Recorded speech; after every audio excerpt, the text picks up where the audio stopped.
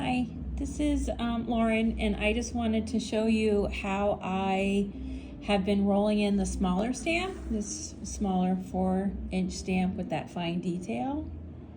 So you can see, I'm gonna do a couple different demos.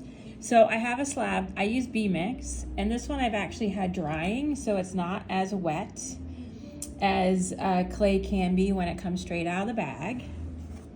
And so what I do is I place the stamp or the mat, and then with one hand I take my pony roller and I kind of get it in place, right? Kind of locking it into the clay.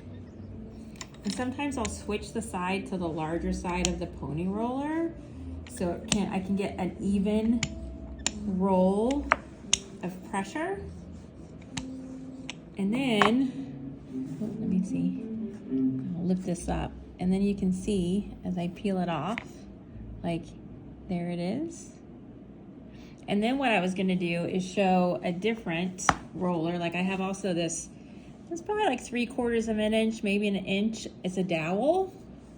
And you can do the same thing where you can apply the stamp or the mat, and you can take your dowel and you can roll it this way so you can kind of get that mat inside, that texture, if you will, that pressure.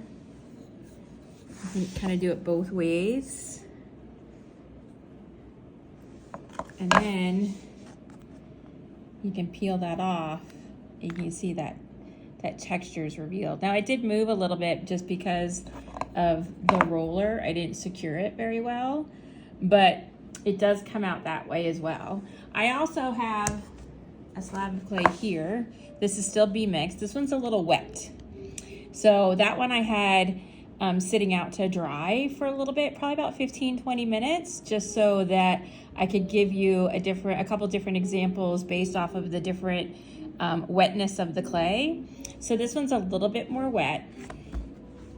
And I'm gonna do the same thing. I'm gonna take the mat, if you will, the smaller mat. I prefer the pony roller over anything.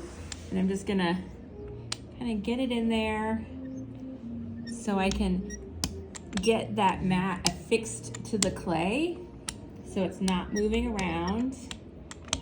And then I'm just gonna continue to add pressure around it multiple times, going a couple different directions. And you can also see that it's gotten into the clay because you can see right there.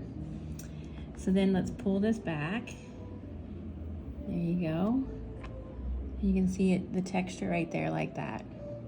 Now I also wanted to do it on the same slab, but with a little bit of cornstarch or resist. Now when you add resist or this cornstarch, what's gonna happen is it creates this layer, but what that layer does, not only does it add that resist so things don't stick to your clay, but it does just that, right? This stamp won't stick, so it'll have a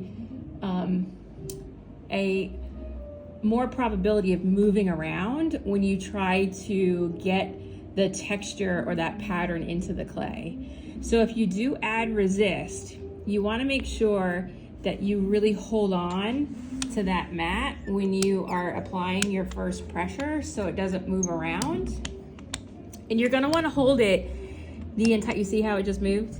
How the entire time, because of that cornstarch, that layer of cornstarch, this will never stick into the clay.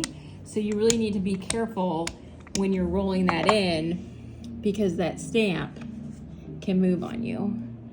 But then you can see that's the result using the cornstarch as a resist. And it did move a little bit.